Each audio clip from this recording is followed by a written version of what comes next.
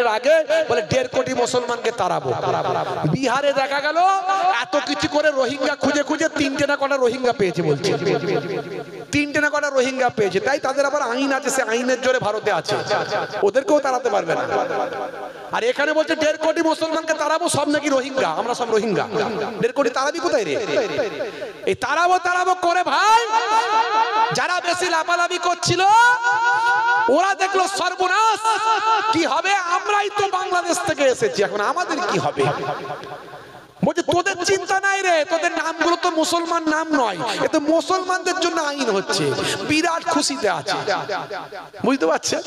ব্যাস দেখা গেল নির্বাচন কমিশন বলে দিল ওসব ক্যাটা এখানে কিছু কাজে লাগবে না, ওই আইন করে ক্যা দিয়ে আবার নাগরিক হয়ে যাবে, ওসব আইন টাইন কাজে লাগবে না। এটা হলো যারা নাগরিক তাদের বাছাই করা হচ্ছে যে এর ভিতরে কিছু ভেজাল আছে কিনা। আর যারা বাংলাদেশ থেকে এসে নাগরিক হয়নি তারা নাগরিকত্বের ফর্ম এখন ফিল আপ করলে তবে অ্যাকসেপ্ট হলে তবে তারা নাগরিক, তবে তাদেরকে এসআইআর আনতে পারবো। এখন তারাই চিন্তায় পড়ে গেছে, কে অনশন করছে, কে আন্দোলন করছে, কে বিরাট হইচই করছে, মিটিং করছে। এখন তাদের নেতাগুলো এখন বড় বড় কথা বলছিল, মুখগুলো চুপসে গেছে। একবার হাইকোর্টে মামলা করে দিল, যে হাইকোর্টকে বললো যে 11টার সঙ্গে ক্যাটাকেও ঢুকিয়ে দাও, যে ক্যায়ে যারা ফর্ম ফিল আপ করেছে ওরাও যেন এসআইআর নাম উঠে যায়। তখন হাইকোর্ট বললো না এটা হবে না, হাইকোর্ট ক্যান্সেল করে দিল। আবার সুপ্রিম কোর্টে মামলা হয়ে বসে আছে, 26 তারিখে না কবে রায় হয় বলছে। তাহলে আমার আপনার ভয় কি? আমরা চাই না কোনো মানুষ কাঁদুক। কত মানুষকে কাঁদতে দেখছি, হয়তো 2002 সালের লিস্টে নাম নাই, এ নাই ও নাই বলে কাঁদছে।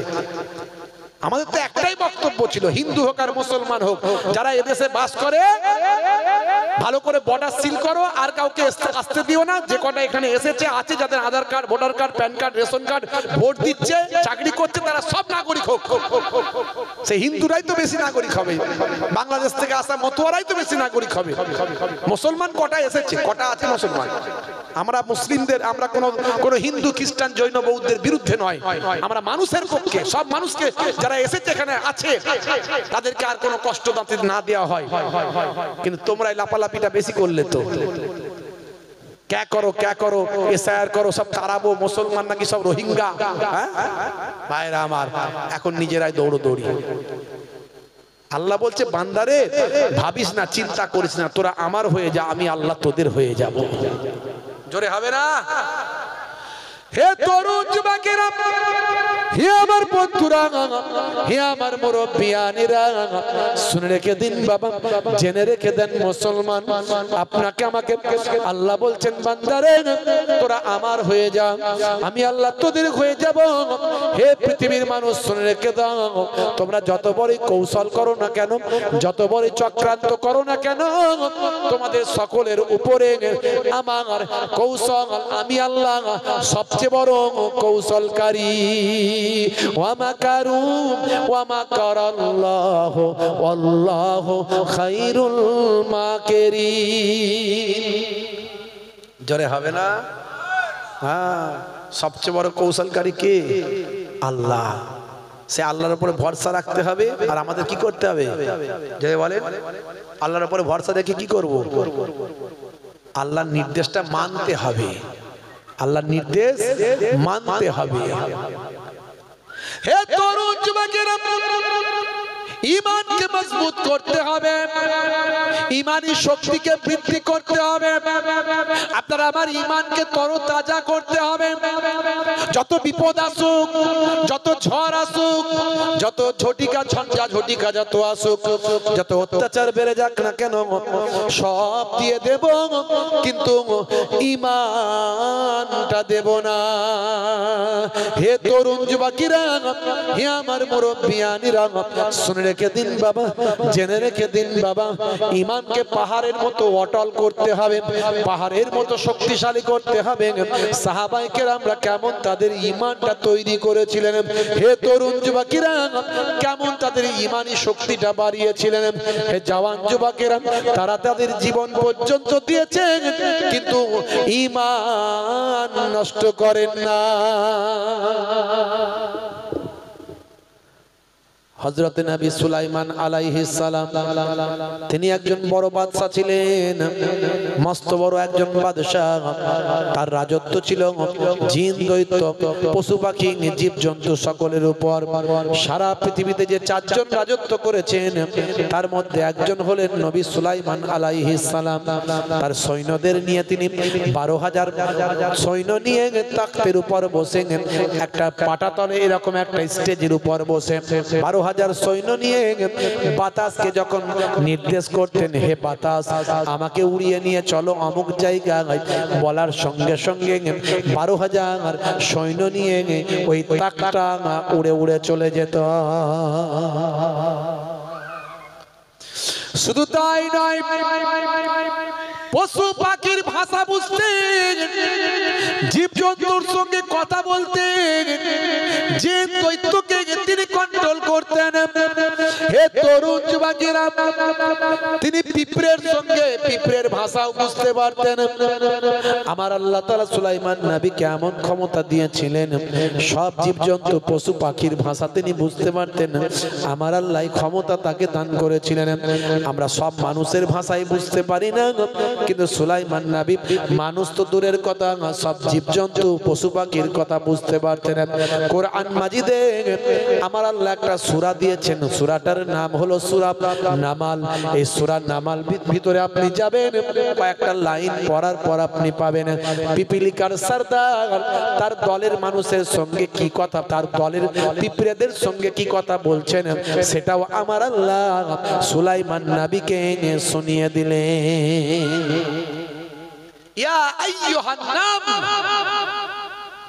উদখুলু মাসাকিনাকুম লা ইয়াহতিমান্নাকুম সুলাইমান ওয়া জুনুদুহু।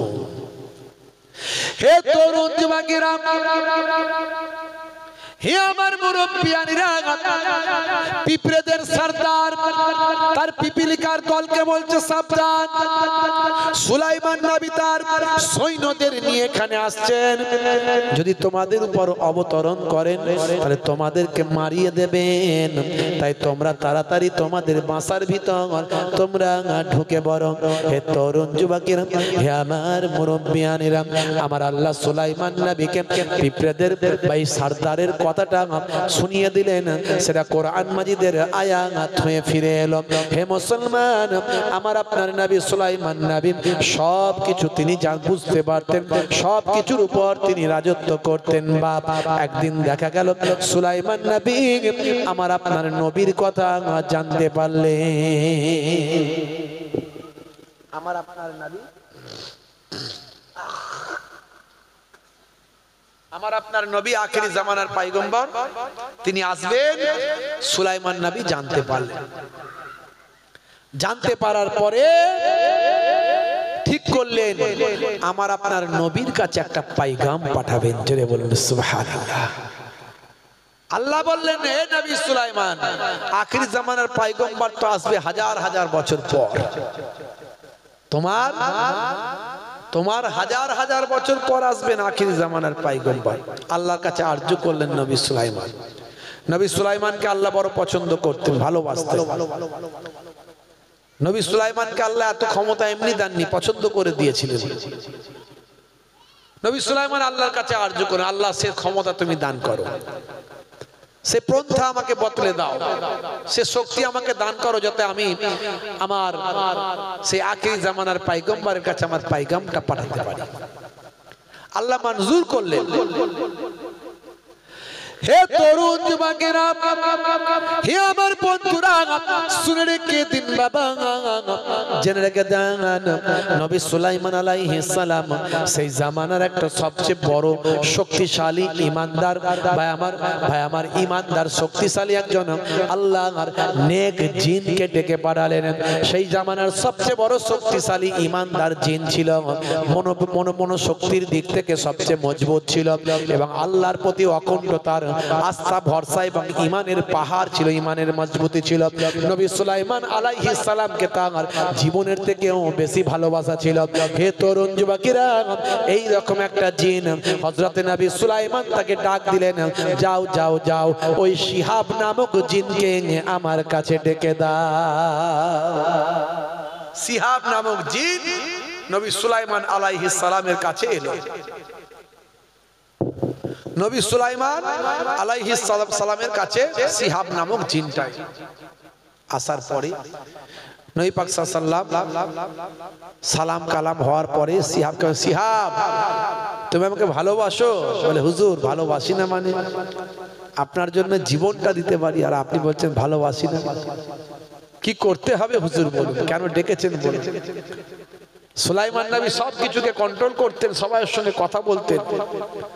সিহাবকে বললেন, সিহাব তোমার জন্য একটা বড় চ্যালেঞ্জ আছে, বড় কাজ আছে, আর এই কাজটা যদি তুমি করতে পারো তুমিও সৌভাগ্যবান হবে। হে আল্লাহর নবী কি কাজ? বলে শোনো, আমাকে আল্লাহ তাআলা জানিয়েছেন আখিরি জামানার পয়গম্বর, জগতের শেষ নবী, নবী দিগের নেতা, রাসূল দিগের সরদার জনাবে মুহাম্মদ মুস্তাফা সাল্লাল্লাহু আলাইহি ওয়াসাল্লাম তিনি দুনিয়ার জমিনে আসবেন। জোরে বলুন সুবহানাল্লাহ। সেই নবীর সংবাদ পেয়ে কি আমি বসে থাকতে পারি বলো? সেই নবীর কাছে কি আমার ইচ্ছা যায়নি একটা পাইগাম পাঠাই? ইয়া রাসূলুল্লাহ, হে আল্লাহর নবী, ইয়া নবী আল্লাহ, হে আল্লাহর নবী। নিশ্চয় নিশ্চয় এই সিহাব এই কাজটা তোমাকে করতে হবে। বলে হুজুর আমি কেমন করে করব? আমি তো একটা জিন, আমার কি শক্তি আছে যে আমি আখিরি জামানার পয়গম্বরের কাছে পৌঁছাবো? কি করে পৌঁছাবো? তিনি তো কবে আসবেন? তিনি আসবেন কয়েক হাজার বছর পর। হুজুর আমি তো মরে যাব, আমি কি করে করবে কাজ? হে তরুণ যুবকেরা, হে আমার বন্ধুরা, হে আমার মুরব্বিয়ানেরা, শুনে রেখে দিন বাবা, জেনে রেখে দেন। এমন সময় দেখতে পাওয়া যায় হযরতে নবী সুলাইমান আলাইহিস সালাম সে সময় বলেছিলেন, হে বাবা সিহাব তুমি চিন্তা করো না, আমি আল্লাহর সঙ্গে তোমার ব্যাপারে পারমিশন খানা নিয়ে নিয়েছি। আমার আল্লাহ তোমাকে এই কাজটা করার জন্য হাজার হাজার বছর হায়াত দান করবে। জোরে হবে না? আর জোরে হবে না? হাজার হাজার বছর তোমাকে হায়াত দান করবে। কিন্তু শোনো, তোমাকে একটা বাজ পাখি বানিয়ে দেওয়া হবে। যদিও এটা ডাইরেক্ট কোরআন এবং হাদিসের মধ্যে পাবেন না, এটা লোকমুখে আছে, শিক্ষামূলক একটা ওয়াকিয়া হিকায়াত। এটার মধ্যে একটা ইমানি শক্তির পরীক্ষা আছে, সেই জন্য কথাটা বুজুর্গানে দিনরা অনেকে বলেছে, তাই একটা শিক্ষামূলক কথা হিসাবে কথাটা আপনাদের কাছে বলছি। হে তরুণ যুবকেরা, হে আমার বন্ধুরা, হে আমার মুরব্বিয়ানেরা, শুনে রেখে দিন বাবা, জেনে রেখে দেন। এমন সময় দেখতে পাওয়া যায় হযরতে বাবা সুলাইমান আলাইহিস সালাম সে সময় বললেন, হে সিহাব শুনে রেখে দাও, জেনে রেখে দাও, তোমার ব্যাপারে আল্লাহর সঙ্গে কথা হয়েছে। তোমাকে আমার আল্লাহ একটা উজ্জ্বল বাদামি কালারের, একটা উজ্জ্বল গোল্ডেন কালারের, একটা উজ্জ্বল সোনালী কালারের বড় একটা বাজ পাখিতে পরিণত করবেন। তুমি একটা বিশাল বড় বাজ পাখি হয়ে যাবে, আর পাহাড়ের শৃঙ্গে পাহাড়ের মতো অটল শক্তি নিয়ে অপেক্ষা করবে যতদিন পর্যন্ত আখিরি জামানার পয়গম্বর পৃথিবীতে না আসে। তোমাকে আল্লাহ লম্বা হায়াত দেবে, সেই হায়াতে তুমি অপেক্ষা করবে, আর তোমার ঈমানকে আল্লাহ পাহাড়ের মতো শক্তিশালী করে দেবেন। তোমার বুকের ভিতর এই পশমি, এই পশমি, এই যে তোমার গায়ের ছাল, তার ভিতরে একটা ছোট্ট নূরের বক্সের ভিতর আমার পায়গাম লেখা থাকবে। জোরে বলুন সুবহানাল্লাহ। সেটা আমার নবী পাক পর্যন্ত পৌঁছে দেবে। বন্ধুরা আমার, তরুণ যুবকেরা, হে আমার মুরব্বিয়ানেরা, হে যুবকেরা, শুনে রেখে দিন বাবা। এমন সময় দেখতে পাওয়া যায় হযরতে সিহাব বিশিষ্ট একটা বিখ্যাত ইমানদার জিন, সেই সময় নবী সুলাইমান আলাইহিস সালামের কথা গ্রহণ করলেন। আল্লাহর নবী সুলাইমান আলাইহিস সালামের পক্ষ থেকে ওই রেশমি কাপড়ে ভাই আমার সুন্দর ভাবে লেখা আল্লাহর নবীর পাই পাইগামটা আখিরি জামানার পয়গম্বরের নিকটে পৌঁছানোর বার্তা, সেটা একটা সুন্দর বক্সের ভিতর শিহাবের বুকের ভিতর ভাই আমার আত্মগোপন করিয়ে দিলেন, সেখানে রেখে দিলেন। হে তরুণ যুবকেরা, শিহাবের জন্য দোয়া চাইলেন, আল্লাহ তোমার ইমানি শক্তিকে বাড়িয়ে দেন আর আল্লাহ তোমাকে কুদরতি খাবার দিয়ে তোমাকে বাঁচিয়ে রাখেন। এই বলে শিহাবকে সুলাইমান নবী ছেড়ে দিলে। হাজার বছর চলে গেল, কত উত্থান, কত পতন, কত শক্তির ধ্বংস, কত কিছু ঘটনা ঘটতে লাগলো। এক পাহাড়ের শৃঙ্গ থেকে আর এক পাহাড়ের শৃঙ্গ, মাঝে মাঝে শিহাব উড়ে যায় আর অপেক্ষা করতে থাকে সে হাজার হাজার বছর পার হওয়ার।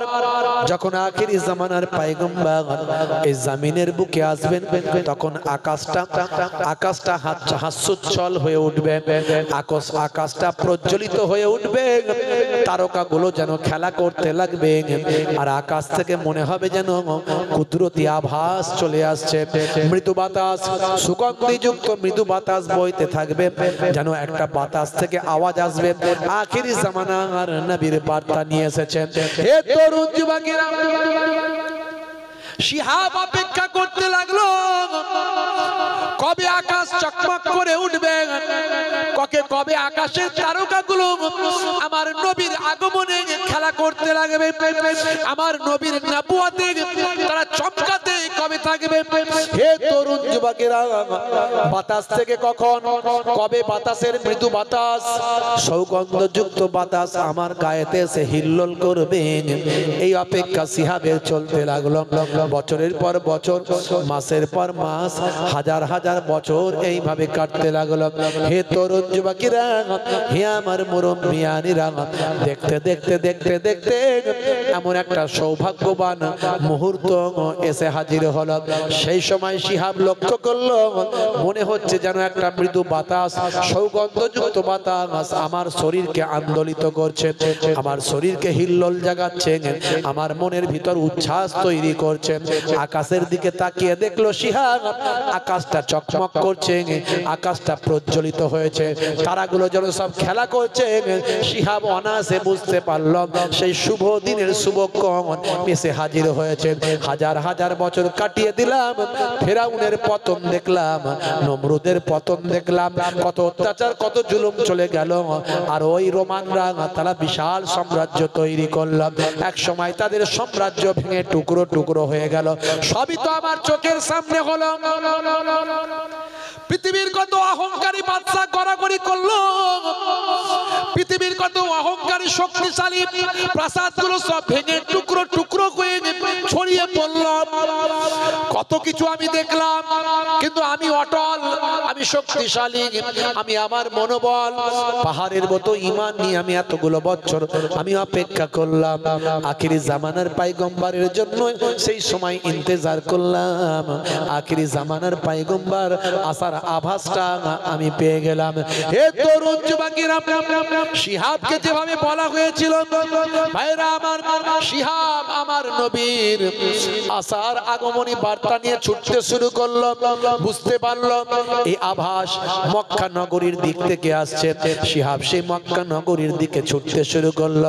হে তরুণ যুবকেরা, বিশাল বড় একটা সোনালী কালারের বাজ পাখি, তার ভাই আমার চোখ দিয়ে যেন উজ্জ্বল উজ্জ্বল আলো ঠিকরে বের হচ্ছে, শরীর যেন চকচক করছে, তার প্রাণোচ্ছল শক্তিশালী চেহারা দেখে যে দেখে সে আবির্ভূত হয়ে যায়। আল্লাহর নবীর দেশে মক্কা নগরীর দিকে শিহাব চলতে শুরু করলো, উঠতে লাগলো। ঘন্টার পর ঘন্টা, মাসের পর মাস চলতে লাগলো, দিনের পর দিন চলতে চলতে এক সময় মক্কা নগরীতে শিহাব প্রবেশ করলো। জোরে হবে না ভাইরা আমার? মক্কার একজন বড় জাদুকর ছিল, যার নাম ছিল ইমরান।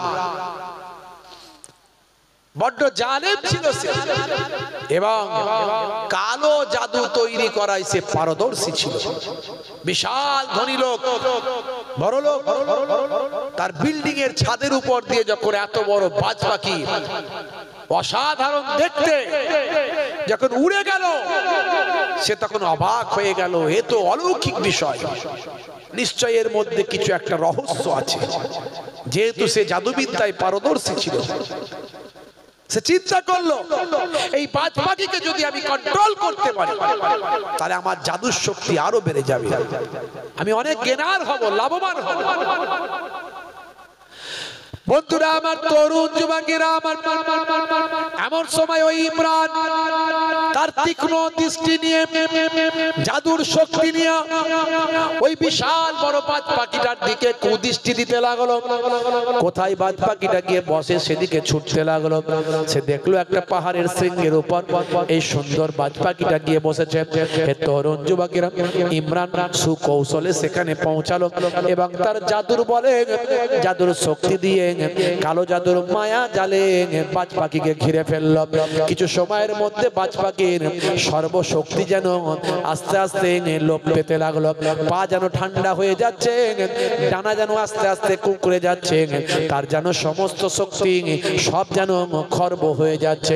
অতি সহজে সেই বাজ পাখিকে ইমরান ধরে ফেলল, বাড়িতে নিয়ে এলো। বাড়ির এক কোণেতে একটা স্যাঁতস্যাঁতে ঘরের মধ্যে ওই বাজ পাখিকে ভরে রাখা হলো লোহার খাঁচার মধ্যে। তার উপর অনেক অত্যাচার করা হলো, টর্চারিং করা হলো, অনেক কালো জাদু প্রয়োগ করা হলো, অনেক রকম অত্যাচার জুলুম করে বারবার জিজ্ঞাসা করা হলো, তোমার মতলব কি, কে তুমি, কি জন্য এখানে এসেছো? কিন্তু শিহাব কথা বলতে পারে কিন্তু কথা বলল না। তার ঈমানকে আমার আল্লাহ এমন পাহাড়ের মতো শক্তিশালী করেছিল, সব কিছু জানার পরেও, সব কষ্ট সহ্য করার পরেও সে আমার নবীর পায়গামের খবর দিল না। ঈমানকে মজবুত কেমন করেছে একটা জিন, সে তার ঈমানকে কত শক্তিশালী করেছে। ভাইরা আমার, কত জুলুম, কত অত্যাচার করার পরেও মুখ বুজে সহ্য করেছে। সে কথা বলতে পারতো কিন্তু কথা বলেনি, কারণ সুলাইমান নবীর আমানত তার ভিতরে রাখা আছে। জোরে হবে না?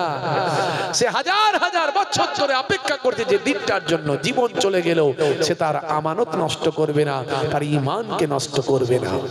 মুসলমান, একটু ভাবুন, একটা জিন কেমন নবীকে ভালোবেসেছে, কেমন তার ঈমানকে মজবুত করেছে।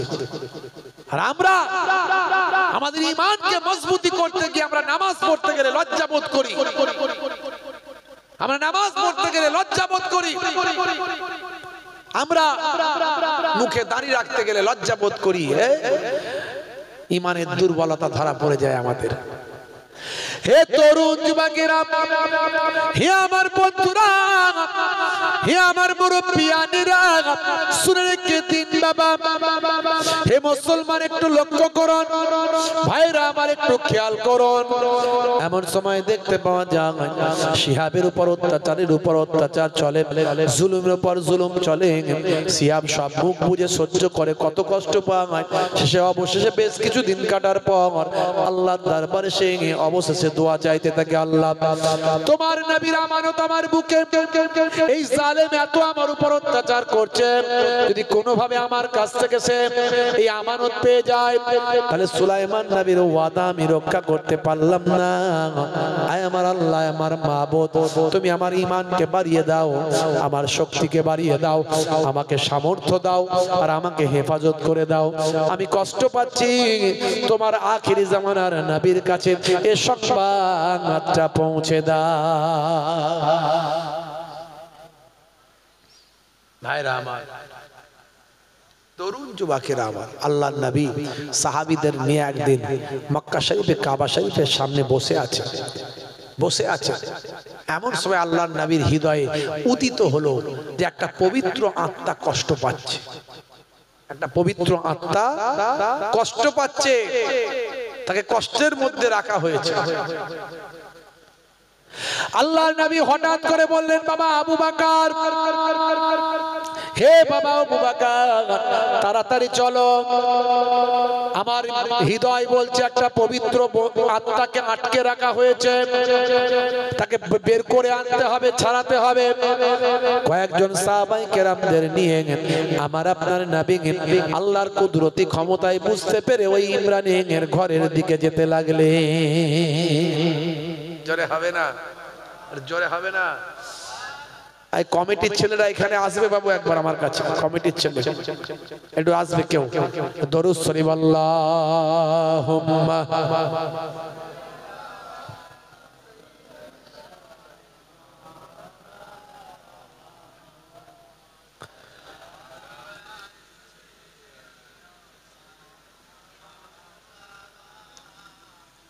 হাজারো ব্যথা বেদনার পরে ফিরে আসুনি তুমি আপন ঘরে,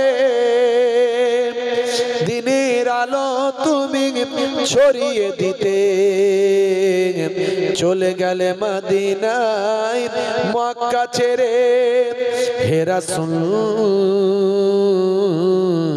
তোমাকে ভুলি আমি কেমন করে।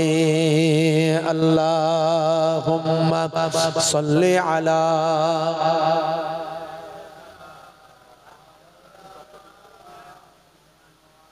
আমাকে সমস্যা ছেড়ে দেবে, ওরা ফোন করছে।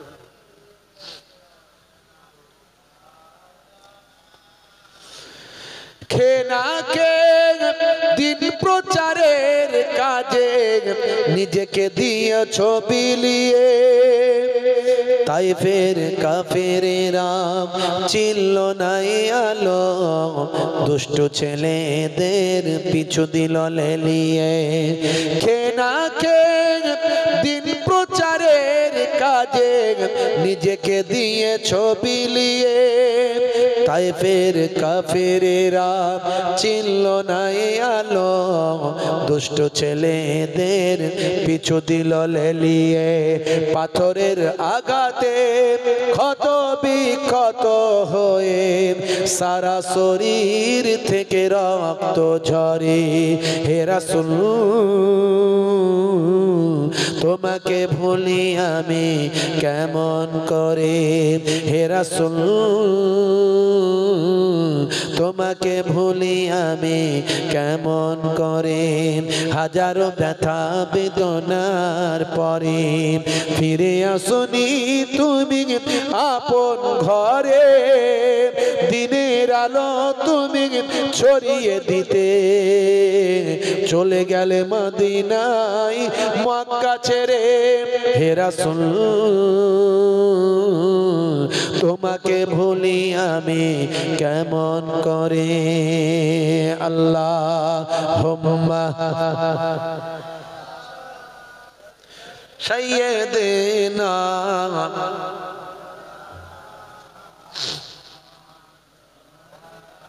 ওয়া আলা আলিহি সাইয়্যিদিনা। হেরার গুহায় তোমারই ধ্যান, আসমান থেকে নামে আল কোরআন। হেরার গুহায় তোমারই ধ্যান, আসমান থেকে নামে আল কোরআন। ভাঙলো সবার ভুল তোমারই পরে, আসলো কোরআনের ছায়া তলে। খালিদ ওমর আলী আবু বকর ইসলামী ঝান্ডা নীল যে তুলে। আল আমিন তুমি ছিলে যে সদা সকল মানুষের তরে। হে রাসূল তোমাকে ভুলি আমি কেমন করে। হে রাসূল তোমাকে ভুলি আমি কেমন করে। আল্লাহুম্মা সাল্লি আলা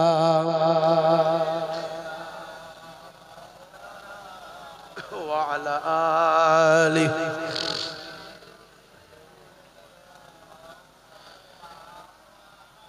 ভাইরা আমার, তরুণ যুবকেরা আমার, হে আমার মুরব্বিয়ানেরা, হে যুবকেরা, শুনে রেখে দিন বাবা, জেনে রেখে দেন। আল্লাহর নবী কয়েকজন সাহাবীদের নিয়ে ইমরানের ঘরের সামনে গেলেন। যাওয়ার পরে আওয়াজ দিয়ে বললেন, যাও ইমরানকে গিয়ে বলো আব্দুল্লাহর বেটা মুহাম্মদ সাল্লাল্লাহু আলাইহি ওয়াসাল্লাম তার সঙ্গে সাক্ষাতের জন্য এসেছে। ইমরান ছিল বড় জালেম, ইমরান ছিল বড় জাদুকর। সে বুঝতে পেরে গেল, হাই রে হাই, আমার জাদুবিদ্যার কথা, এই বড় পাঁচ পাখি সোনালী কালারের বিখ্যাত এই বড় পাঁচ পাখির কথা আব্দুল্লাহর বেটা মুহাম্মদ সাল্লাল্লাহু আলাইহি ওয়াসাল্লাম তিনি কি জানতে পেরেছেন। ইমরান ভয় পেল, আমি বড় জাদুকর হলে কি হবে, আব্দুল্লাহর বেটা মুহাম্মদ সে তো আমার থেকেও আরো বড় জাদুকর। বলুন না নাউজুবিল্লাহ।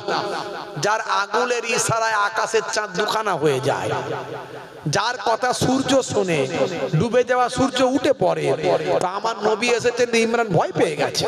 বুঝতে পারছেন? সে মনে মনে করছে আমার নবী আরো বড় জাদুকর। বুঝতে পারছেন? আমার নবীকে তো নবী বলে মানে না, জাদুকর বলে মানে, ভয় পায়। তখনকার জাদু বড় দাপট ছিল সেই সব জামানায়। বুঝতে পারছেন? বন্ধুরা আমার, তরুণ যুবকেরা আমার, ইমরান দেখলো নিরুপায়, যদি এখন না যায় তাহলেও বিপদ। তাই মনকে চাঙ্গা করে পরলোকী মেজাজ নিয়ে সেই সময় আমার নবী পাকের সামনে এসে বলে, আব্দুল্লাহর বেটা মুহাম্মদ, বলো তোমার মতো মানুষ, আমার মতো এত ধনী ব্যক্তি ইমরানের সঙ্গে কি দরকার? আল্লাহর নবী জনাবে মুহাম্মদুর রাসূলুল্লাহ সাল্লাল্লাহু আলাইহি ওয়াসাল্লাম সেই সময় বললেন, বাবা ইমরান, তুমি এই তোমার ঘরের মধ্যে একটা পবিত্র আত্মাকে বন্দী করে রেখেছ। শুনে অবাক, জানলো কি করে? জানলো কি করে? ভয় পেয়ে গেল ইমরান। আরে বাপ রে বাপ, কেউ তো জানে না, সব গোপনে করেছে, কিন্তু আমার নবীকে তো আল্লাহর কুদরতি ক্ষমতায় আল্লাহ জানিয়ে দিয়েছে। বন্ধুরা আমার, তরুণ যুবকেরা আমার, ইমরান অস্বীকার করলো না। সেই সময় বলল, তুমি কি বলতে চাইছো? আল্লাহর নবী বললেন, শোনো, তুমি অস্বীকার যদি করো, তুমি যদি বাধা দাও, তাহলে তুমি ধ্বংসপ্রাপ্ত হয়ে যাবে, কেউ তোমাকে বাঁচাতে পারবে না। ইমরান ভয় পেয়ে গেল যে তিনি যখন বলছেন তাহলে হয়তো আমার বিরাট ক্ষতি হয়ে যাবে। এই চিন্তা করে ইমরান তার বাড়ির ভিতর আল্লাহর নবীকে প্রবেশ করার অনুমতি দিলাম। দয়ার নবী আমার ইমরানের বাড়ির ভিতরে সেই সাথে ঘরের সামনে গিয়ে দরজাখানা খুলে ফেললেন। আল্লাহর কুদরতি ক্ষমতায় সেই বিশাল বড় সোনালী কালারের মজবুত সুন্দর বাজ পাখি যে দুর্বল হয়েছিল, আমার নবীর দৃষ্টি পড়ার সঙ্গে সঙ্গে সে তরতাজা শক্তিশালী হয়ে গেল। জোরে হবে না? নবুয়াতি চেহারা পাওয়ার সঙ্গে সঙ্গে এই বিশাল বড় সোনালী পাঁচ পাখিটা হাজার হাজার বছরের অপেক্ষা আল্লাহর নবীর সৌগন্ধ পেয়ে নবীর নবুয়াতি চেহারা দেখে তার প্রাণ উজ্জ্বল হয়ে উঠল, শক্তিশালী চেহারা হয়ে গেল।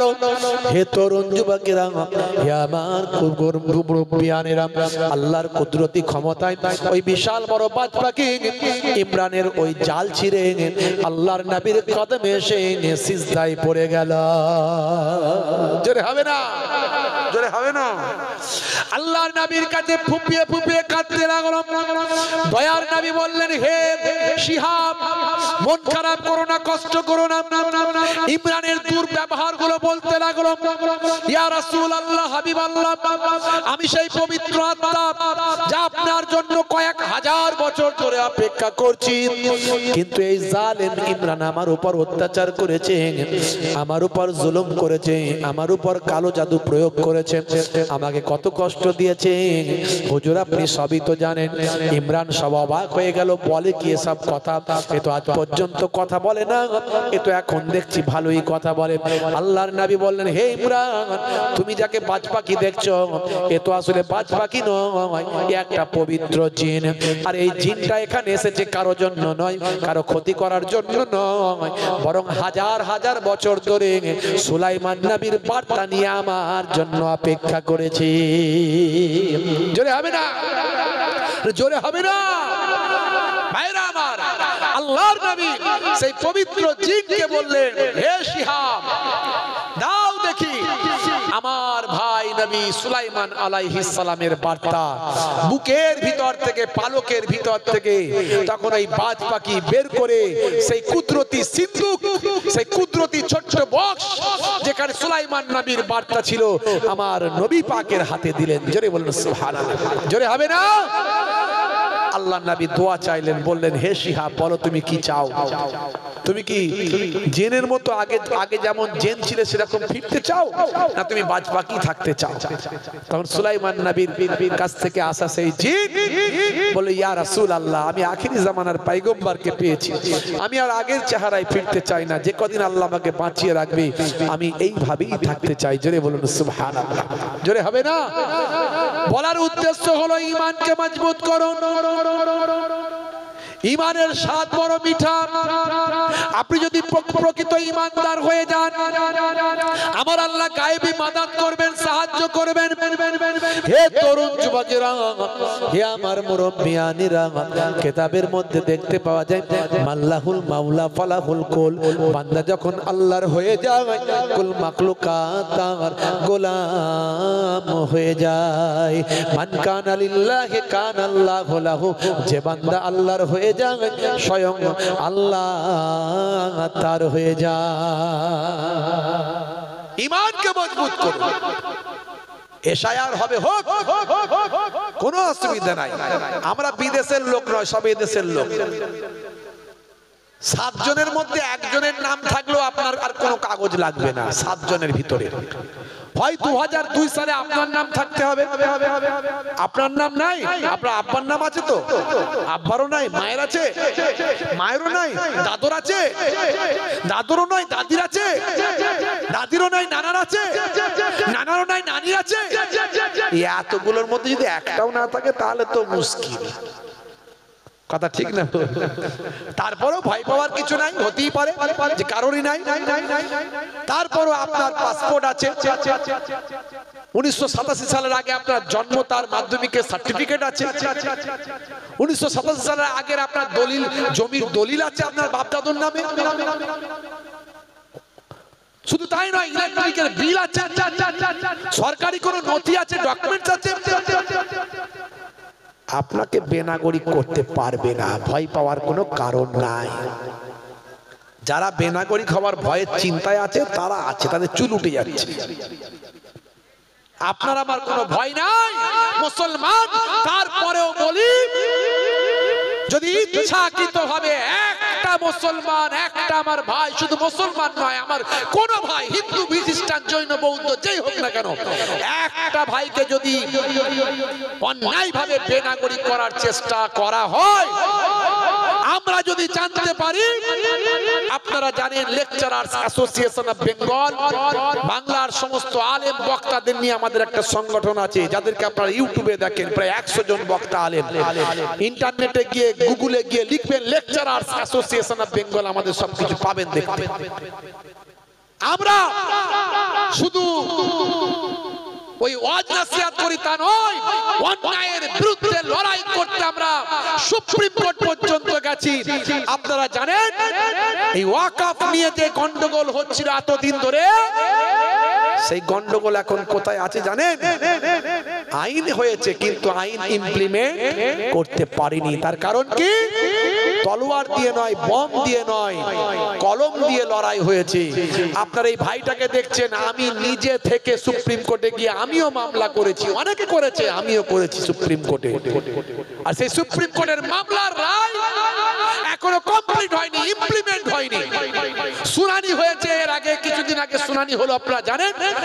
যতগুলো শুনানিতে ভাই আমার বিচারপতিরা রায় দিয়েছেন, বলেছেন তার ম্যাক্সিমাম আমাদের ডিমান্ড, আমরা যেটা চেয়েছি সেই রায়গুলোই হয়েছে। জোরে হবে না? তাহলে লড়াই আবার চলবে প্রয়োজনে। একটাও যদি ইচ্ছাকৃত হবে আমার ভাইদের বেনাগরিক করা হয়, কথা দিয়ে গেলাম আবার সুপ্রিম কোর্টে যাব ইনশাআল্লাহ। ভাইরা আমার, তরুণ যুবকেরা আমার, ভয় পাওয়ার কিছু নেই, চিন্তার কিছু নেই। তবে একটাই অনুরোধ করব, আল্লাহর হয়ে যান। আপনি আল্লাহর হয়ে যান, নামাজি হয়ে যান, নামাজি হয়ে যান। আল্লাহর সঙ্গে যোগাযোগটা রাখেন না বাবা। স্টিয়ারিং তো তার হাতে, গাড়ি তো সে চালাচ্ছে, চাকা কোন দিকে যাবে সেই জানে। কথা ঠিক না বল? যতই আমরা গাড়ি নিয়ে ঠেলাঠেলি করি, গাড়ি নিয়ে দৌড়দৌড়ি করি, স্টিয়ারিং তার হাতে। ভাবছি আমার তরুণ যুবকেরা আমার, মুরব্বিয়ানেরা আমার, মুসলমান আল্লাহর হতে গেলে কি করতে হবে? নামাজি হতে হবে, নামাজি হয়ে যেতে হবে। বলুন ইনশাআল্লাহ। কি নামাজি হব তো নাকি? মুসলমানের ছেলে নামাজ ছেড়ে দিচ্ছে, এত বিপদ আমাদের কেন? সবচেয়ে বড় অন্যায় যেটা আমরা করেছি সেটা হচ্ছে বেনামাজি হয়েছি। সবচেয়ে বড় অন্যায়, ছোটখাটো যা অন্যায় আছে আমি ছেড়ে দিচ্ছি, সবচেয়ে বড় অন্যায় আমরা বেনামাজি। 100 জনের 95 জন 5 ওয়াক্ত নামাজ পড়েনি। ভালো করে দেখুন, চিন্তা করে বুকে হাত দিয়ে। আমি হাত তুলতে বললে লজ্জা পড়ে যাবে, আমি হাত তুলতে বলছি না। এর জন্য আমাদের এত কঠিন খারাপি। আমরা আল্লাহর লোক, আমরা কার লোক? যদি বলেন যিনি সারা বিশ্ব নিয়ন্ত্রণ করছে, আমরা তার আন্ডারে আছি, তার নির্দেশ মেনে চলছি, তার লোক আমরা। কিন্তু এই অন্যায়গুলো করার কারণে তিনি আমাদের উপরে রাগান্বিত হয়ে গেছে। এই জন্য আমাদের এত বিপদ। আমরা লাঞ্ছিত, বঞ্চিত, অপমানিত, লজ্জিত। আমাদের যে কেউ ছোট করে, গালাগালি দেয়। কোথাকারের পাতি নেতা, দুদিনের নেতা, 5 বছরের নেতা, এখন বড় লাল গাড়ি নিয়ে চড়ে বেড়ায়। 5 বছর চলে গেলে ভাই আমার ওই রিক্সায় করে যাবে, লোকে গাল দেবে। এমনি এখনই গাল দিচ্ছে। এই কদিন আগে এই অর্জুন সিং আমার আল্লাহর সম্পর্কে বাজে কথা বলছে, এই অমুক নেতা আমার নবীর সম্পর্কে বাজে কথা বলছে। এদের গণতান্ত্রিক পদ্ধতিতে এদেরকে চাপকানো দরকার। এরা যে অসভ্য কথাগুলো বলে, সারা বিশ্বের মুসলমানদের ভাবাবেগে আঘাত করে। এরা এত বড় বড় অপরাধী, আইন নাই বলে এদের শাস্তি হয় না। ভাইরা আমার, তবে আমরা সুপ্রিম কোর্টের উপরে ভরসা রাখি, আমাদের সংবিধানের উপরে ভরসা রাখি। মাঝে মাঝে সেখানেও আঘাত করার চেষ্টা হয়। সুপ্রিম কোর্টের বিচারপতিকে জুতো ছোড়া হয়েছে, এটা আমাদের লজ্জা। আজকে আইনের কোন জায়গায় পরিস্থিতি পৌঁছে গেছে। ভাইরা আমার, এই সমস্ত অপরাধী মানুষগুলো সমাজে বেড়ে যাচ্ছে। একমাত্র আল্লাহ, একমাত্র আল্লাহ আমাদের সাহায্য করতে পারেন। বলুন বলুন আল্লাহুম্মা আমিন। তার জন্য আপনাকে নামাজি হতে হবে। কি হতে হবে? নামাজি হতে হবে। আল্লাহর সঙ্গে কন্ট্যাক্ট রাখতে হবে, নাহলে কিন্তু সব জায়গায় পদে পদে বিপদে পড়বেন। আর আল্লাহর সঙ্গে যদি সম্পর্ক রেখে চলেন, বাঁচানোর মালিক আল্লাহ। মানুষের অন্তরকে কন্ট্রোল করার মালিক হচ্ছেন আল্লাহ। আপনার অন্তরে, আপনি যার কাছে গেছেন তার অন্তরকে আল্লাহ পাল্টে দিতে পারেন মুহূর্তের মধ্যে। সেজন্য আল্লাহর সঙ্গে যোগাযোগটা রাখতে হবে। আপনি আল্লাহর সঙ্গে যোগাযোগ রাখুন, তারপরে যা হবে হোক, অসুবিধা নাই। হোক না, আল্লাহ যাতে রাজি, আমরা তাতে রাজি। আল্লাহ যদি চান যে আমার তার বান্দা বিপদে পড়ুক, পড়ুক, অসুবিধা কি আছে? কিন্তু আমি আমার ডিউটিটা করি, আমি আমার ডিউটিটা করি। বান্দা নামাজ পড়ো, আঁকড়ে ধরো, ছেড়ো না নামাজ জীবনে। করোনা কাজা হবে যে সাজা, দোজখ ঠিকানা কি রাতে, দোজখ ঠিকানা কি রাতে। ফজর গেল ঘুমে ঘুমে, জোহর বেলাতে কাজ। আসর গেল তাসার আড্ডা, মাগরিব হেলা ফেলায়। ফজর গেল ঘুমে ঘুমে, জোহর বেলাতে কাজ। আসর গেল তাসার আড্ডা, মাগরিব হেলা ফেলায়। নামাজ তোমার সঙ্গের সাথে, নামাজ হলো গোরের বাতি। নামাজ বিনা এই দুনিয়া সবই যে বৃথা। বান্দা নামাজ পড়ো, আঁকড়ে ধরো, ছেড়ো না নামাজ জীবনে করোনা কাজা হবে যে সাজা দোজক ঠিকানা কি রাতে দোজক ঠিকানা কি রাতে